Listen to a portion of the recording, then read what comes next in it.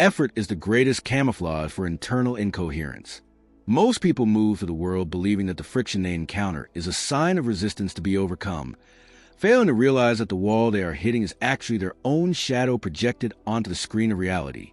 There's a silent architecture to wealth that has nothing to do with the clock or the sweat on your brow. If the results are not present, it is not because you haven't done enough, but because you are operating from a center of gravity that naturally repels the very thing you claim to seek. You have likely noticed a recurring pattern.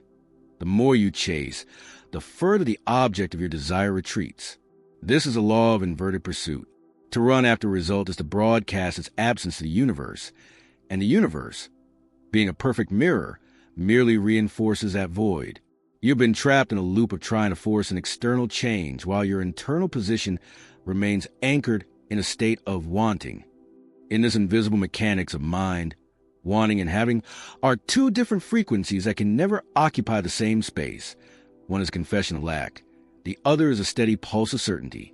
The delay you've experienced isn't a matter of bad luck or poor timing. It is a mathematical necessity of your current mental alignment. Think of your inner state as a silent broadcast that organizes the atoms of your life before you even wake up. If that broadcast is garbled by doubt or a fragmented identity, the world simply cannot deliver a coherent response. You've been trying to build a skyscraper on a foundation of sand, wondering why the windows crack and the doors won't close. The reality you see is not a challenge to be solved, but an automatic response to the person you are being when no one is watching. There's a precise point where obsession ceases to be a frantic emotion and becomes a cold, crystalline law of focus. This is the center of gravity that bends the field around it. When the idea of wealth becomes the only permissible occupant of your internal landscape, the external world loses its ability to say no. It is no longer about earning or deserving, concepts that belong to the realm of human morality, but about a structural inevitability. You do not get what you work for. You get what you are internally consistent with. And up until this moment, your consistency has been pledged to the struggle rather than the prize. You are standing at a threshold where the illusion of trying must be discarded. To continue operating under the old rules is to guarantee a repetition of the same stagnant outcomes, regardless of how many hours you log or how many strategies you implement. The discomfort you feel now is the friction of your old identity resisting the pull of a higher coherence. Only those who recognize that their financial reality is a byproduct of an invisible alignment will understand what is being offered here. To turn away is to return to the noise. To remain is to finally synchronize with the silent order that governs all prosperity. The phenomenon of persistent stagnation, despite relentless activity, is one of the most profound contradictions of the human experience. We observe a vast multitude of individuals who dedicate their entire existence to the pursuit of financial stability, logging exhaustive hours, refining technical skills, and exhausting every physical avenue available to them. Yet they remain mathematically tethered to the same point of origin. This is not a failure of character, nor is it a lack of discipline. It is an objective observation of a structural glitch in the application of energy. When the external output is high, but the internal status remains unchanged, the result is a perpetual state of running in place. It is the exhaustion of a bird flying against a glass pane. Plenty of movement, yet no penetration into the space beyond. The friction encountered in the material world is rarely a reflection of external obstacles, though it appears that way to the untrained eye. It is, in fact, the precise physical manifestation of an internal dissonance that has not yet been resolved. One believes they are working toward a million, yet every action is saturated with a silent, vibrating frequency of not having. This internal broadcast acts as a silent repellent, a field of interference that distorts every opportunity and dilutes every effort. Reality does not respond to what you say you want. It responds with absolute, cold fidelity to the state from which you operate. If the root is fixed in a state of necessity and lack, the fruit will invariably taste of scarcity, regardless of how much fertilizer is applied to the branches. Consider the nature of a magnetic field. It does not negotiate with the object around it, nor does it try to persuade them to move. It simply is, and by virtue of its being, it dictates the arrangement of everything within its reach. Most people approach their economic life as if they're trying to manually move every iron filing into place with their fingers, unaware that their own internal polarity is what keeps the filings scattered and resistant. You've been playing a game where the rules were hidden, exhausting yourself by trying to win through sheer force of will in a domain where only alignment carries weight. This explains why the lucky seem to exert so little effort, while the unlucky perish from overwork. One is moving with the grain of their internal gravity, while the other is fighting a tide they cannot see. There is an unsettling realization that begins to dawn when one stops to look at the patterns of their own life. The delays, the near misses, and the sudden collapses of progress are too consistent to be accidental. They are the echoes of a mental position that is secretly terrified of the very thing it claims to pursue. This is the invisible sabotage of the divided mind. You send a command for wealth into the world, but you attach to it 1,000 whispered caveats about unworthiness, the difficulty of the path, and the fear of loss. The universe receives a garbled signal and, being a perfect mechanism, returns a garbled reality. You are receiving exactly what you are broadcasting, a state of trying to get, which is fundamentally different from the state of having. If you were to stop for a moment and strip away the narrative of your effort, what remains? You would find profound incoherence between your desired destination and your current internal residence. You have been trying to arrive at a place while simultaneously insisting that you are not there yet. This insistence on not being there is the anchor that prevents the ship from moving, no matter how hard the engines are pushed. The more you emphasize the distance between your current state and your goal, the more you solidify that distance into a physical reality. You are not losing a race. You are simply maintaining a position of absence with such perfect internal consistency that the world has no choice but to agree with you. The pursuit of wealth often resembles a frantic chase where the runner is unknowingly tied to the object they are pursuing by a length of elastic. The faster they run forward, the more tension they create, until the snapback is inevitable and violent.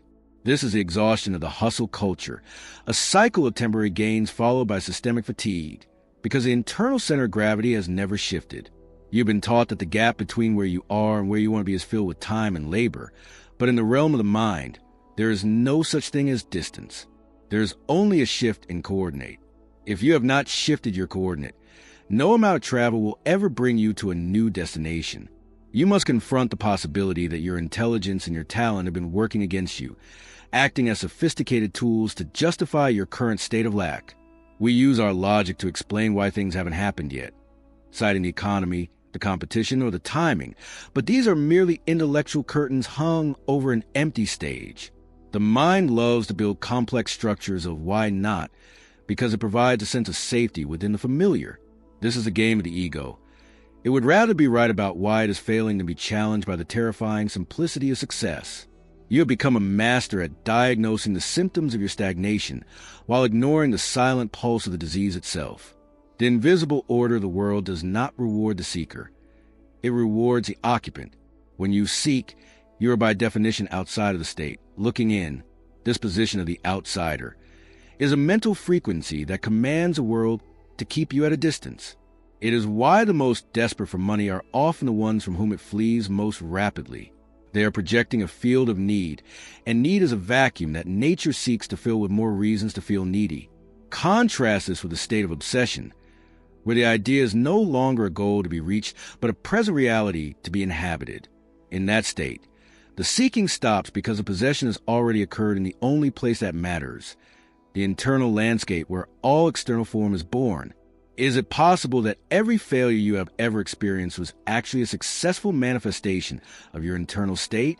This is a chilling thought, as it removes the comfort of victimhood and places the burden of reality squarely upon the silent, unseen layers of your consciousness. If the world is a mirror, it cannot show you anything other than your own face. If the face shown is one of struggle, it is because that is the mask you have worn so long you have forgotten it is not your skin. The reality you inhabit is not an objective truth. It is a feedback loop. You are looking at the harvest and complaining about the crop, while the seeds you continue to plant are identical to the ones that produce the current field. You have lived in a state of constant negotiation with life. Try to trade your time and your stress for a specific outcome. But the law of the mind does not accept these currencies. It only accepts the currency of conviction. Most people have plenty of opinions, plenty of wishes, and plenty of hopes, but they have zero conviction. They are internally fragmented, with one part of them wanting the million, and 10 other parts of them arguing why it's impossible or why it hasn't happened yet. This fragmentation is why your life feels like a series of starts and stops. You are driving with one foot on the gas and the other on the brake, wondering why the engine is smoking, but the car is barely moving. The concept of effort as a virtue is perhaps the most successful deception ever sold to the human mind. It creates a sense of moral righteousness that blinds the individual to their lack of results. You tell yourself that because you are tired, you must be making progress. But the mechanics of the mind are indifferent to your fatigue. There's a silent, effortless power that governs the flow of resources in this world, and it is accessible only to those who have stopped trying to get and have started to be. This is not about passivity. It is about the quality of the action. Action taken from a state of lack is a debt that must be repaid. Action taken from a state of fullness is an investment that yields immediate dividends. Consider the center of gravity in a solar system. The sun does not work to keep the planets in orbit. It does not chase them down or struggle to maintain its position. It simply occupies its space with such massive, unyielding density that the planets have no choice but to revolve around it. This is the mental obsession we speak of, a density of thought so concentrated that it creates its own gravitational field. When your mind is fully occupied by the idea of wealth, you become the sun. Opportunities, people, and capital begin to orbit you, not because you pursued them, but because the structure of your reality now demands their presence. The reason you have felt like a stranger to your own potential is that you have been living in a house with the lights off, trying to find the furniture by crashing into it. You have blamed the furniture for the bruises on your shins, never realizing that you were the one who chose to stay in the dark. The light is a recognition that your internal state is a primary cause, and everything else is a secondary effect. When this realization hits, it is often uncomfortable, as it invalidates years of excuses and hard-earned grievances. You realize that you've been the architect of your own prison, meticulously laying the bricks of not enough and not yet, and then wondering who locked the door. We must examine the nature of your waiting. Most people spend their lives in a waiting room, expecting a door to open that will grant them permission to enter the life they want. They wait for the right market, the right partner, or the right amount of savings. But in the architecture of the mind, there is no waiting room. The door only opens when you stop waiting and realize that you are already the person on the other side. Waiting is a mental declaration of absence. It is an admission that what you want is not here. And as long as you maintain the state of waiting, the world will provide you with an infinite supply of things to wait for. This leads us to the terrifying simplicity of the silent order. Things are not the way they are because of what you did yesterday. They're the way they are because of the frequency you are maintaining right now. Your past is not a weight you carry, but a story you continue to tell, and that story is the blueprint for your current experience. To change the experience, you do not rewrite the past. You change the blueprint in the present moment. You must become so obsessed with the new blueprint that the old one ceases to have any reality for you. If you can still see the old lack, you are not yet obsessed with the new wealth. You are merely window shopping. The invisible field that surrounds a person is more real than the clothes they wear or the words they speak. This field is the sum total of your deepest, often unacknowledged assumptions about life. When you enter a room, your financial status, your level of authority, and your future prospects precede you. This is why some people can lose everything and regain it in a fraction of the time it took to build it initially. They did not lose their center of gravity. They only lost external iron filings. Their internal field remains a millionaire frequency, and therefore, the world must reorganize itself to match that field once again. It is not about the money in the bank. It is about the bank in the mind. If you find yourself constantly battling bad luck, you are likely suffering from a misalignment between your conscious desires and your subconscious convictions. You are like a person trying to drive north while their GPS is permanently locked on south. No matter how many turns you take or how fast you drive, the system will always recalculate to bring you back to the destination it has programmed. This is the automatic response of reality. It is not judging you. It is simply following the program. If your program is struggle for survival, the world will provide you with just enough to survive and plenty to struggle against. It is a perfect dispassionate machine. Why is it that the idea of becoming obsessed feels uncomfortable or even dangerous to the average person? It is because obsession requires the total death of the old self. You cannot be obsessed with wealth and still hold on to your comfortable identity as a victim of circumstance. You cannot be obsessed with the idea of being a millionaire and still entertain the noble narratives of the starving artist or the humble worker who is satisfied with crumbs. Obsession is a fire that burns away all secondary identities. It demands that you stop being a person who tries and start being a person who is. This loss of the old self is what most people are actually avoiding when they say they want success but never achieve it. The gravity of your current state is very strong. It is built from years of habit, social conditioning, and sensory evidence. When you look at your bank account, it tells you a story, and you believe that story. You think the bank account is the truth, when it is actually just a receipt for a meal you ate months ago. Most people are so busy reacting to the receipt that they never order a new meal. They allow the evidence of their senses to dictate their internal state, thereby creating a closed loop of the same results. To break the loop, you must learn to ignore the receipt and start living as if the next feast is already being served. This is the point where most people retreat into the safety of their familiar misery. The idea that they are responsible for the gravity of their lives is too heavy a burden. They would prefer to believe in a world of random chance or malevolent forces. But for the few who are ready, this realization is the ultimate liberation. It means that the game is not rigged against you. It is simply responding to you. The resistance you feel is not a sign to stop. It is a sign that you are trying to move while still holding on to the weights of your old identity. The moment you drop the weights, the resistance vanishes, and the field becomes clear. Every thought you entertain is a transaction with reality. Most people are financially illiterate in this regard, spending their mental capital on thoughts of worry, resentment, and limitation. They wonder why their life is in debt when they have spent all day meditating on what they can't afford and what might go wrong. In the economy of the mind, you cannot afford the luxury of a negative thought. A negative thought is a contract for a negative experience.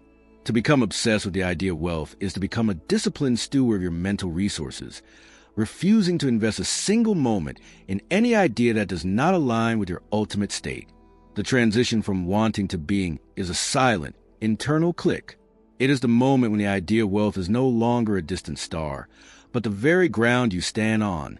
This is the millionaire state that precedes the millionaire's bank account. When this state is achieved, the external world begins to behave in ways that the uninitiated call miraculous. Opportunities appear from nowhere, coincidences align with surgical precision, and resources flow toward you with a strange magnetic ease. This is not magic. It is a natural consequence of a coherent field. The world is finally able to deliver a clear response because it is finally receiving a clear command. The problem with seeking is that it implies a distance that does not exist. You think you are here and the wealth is there, and you are trying to build a bridge between the two. But in the space of consciousness, there is no there. Everything exists as a potential state within you right now. The bridge you are trying to build is actually a barrier. When you stop trying to cross the bridge and simply occupy the state, the distance collapses. You realize that you weren't waiting for the wealth. The wealth was waiting for you to stop being the person who doesn't have it. This is the paradox of the invisible order. You get it only when you stop needing to get it. There is a cold, clinical certainty to this process. It does not require your emotion, your hope, or even your belief in the traditional sense. It requires your occupancy. A room is occupied whether or not you feel motivated to be in it. In the same way, the state of wealth must be occupied with matter-of-factness that borders on the mundane. This is why the truly wealthy often seem so casual about their position. To them, it is as natural as breathing. They are not trying to be rich. They are simply rich. Their internal gravity is so stable that it would require a massive effort for them to become poor. They have reached a point of no return where the frequency of lack is simply no longer accessible to them. As you sit with these ideas, you may feel a growing sense of unease. This is the feeling of your old worldview beginning to dissolve. You are starting to see that your effort was a distraction, your struggle was a choice, and your delay was a self-imposed requirement. You are standing before a door that has always been unlocked, but you've been too busy trying to kick it down and notice that it opens inward. The realization that you've been the only thing standing in your way is both the most painful and the most empowering discovery you will ever make. You are not a victim of the world. You are the author of its response to you. The final layer of this realization is the understanding that your obsession is not about getting money, but about becoming the person for whom money is an inevitability. It is a total reconstruction of the identity. Up until now, you have likely defined yourself by your limitations, by what you lack, by what you've lost, and by what you're afraid of. To move into the state of the millionaire, you must abandon these labels entirely. You must become a blank slate upon which only the idea of abundance is written. This is the quietness of the master, a mind so focused on its target that it becomes a target. You've been operating under the assumption that life happens to you, and your job is to react to it as effectively as possible. This is the follower mentality, and it is the root cause of all economic mediocrity. The leader mentality understands that life happens from you. The world is not a solid, fixed place that you must navigate. It is a fluid, responsive medium that takes the shape of your dominant internal state. If you are a victim, the world is a predator. If you are a master, the world is a servant. The shift from one to the other is not a long journey. It is a change of perspective that happens in a heartbeat. Consider the silence that exists before a major breakthrough. It is not the silence of emptiness, but the silence of immense pressure, the moment before the dam breaks or the star is born. This is the state of true obsession. It is a quiet, unshakable focus that no longer needs to shout or prove itself. You are no longer convinced of your wealth. You are simply aware of it as a structural fact of your existence. In this state, the need for effort vanishes, replaced by a series of inspired actions that feel as natural as walking. You move because the world is already moving for you. The question that remains, hovering in the space between your old life and your potential one, is not how you will achieve this, but whether you are willing to let go of the person who hasn't. Are you willing to sacrifice your history of struggle for a future of ease? Are you willing to be wrong about how hard life is? Most people are not. They are too attached to their stories of hardship. It is their only source of significance. But for the one who is truly ready, the story of the struggle is dropped without a second thought, and in its place, the silent, golden thread of the new reality begins to weave itself. You are now entering the zone where the old rules of cause and effect no longer apply. You are beginning to perceive the world not as a collection of objects and obstacles, but as a field of frequencies. You see that your bank account is not a measure of your worth, but a measure of your current alignment. And you realize that alignment is something you can change right now, without permission from anyone and without a single cent in your pocket. The door is open, the field is ready, and the response is automatic. The only thing left to decide is what you will choose to be the center of your gravity. The realization that has begun to take root within you is not a new piece of information, but the reactivation of a dormant law you have always known. You are beginning to see the frantic sprinting of your past self for what it truly was, a displacement of energy that only served to widen the gap between your hands and your desires. The exhaustion you once wore as a badge of honor now reveals itself as the friction of a soul out of alignment, trying to bargain with a reality that does not recognize the currency of struggle. You are stepping out of the role of the pursuer and into the role of the fixed point, the center of gravity around which the material world must inevitably reorganize its geometry. Returning to the old narrative of lack will now feel like wearing a garment that has become too small. It will pinch, restrict, and create a persistent discomfort that can no longer be ignored. You have glimpsed the silent machinery behind the curtain, and you understand that the missing millions were never absent.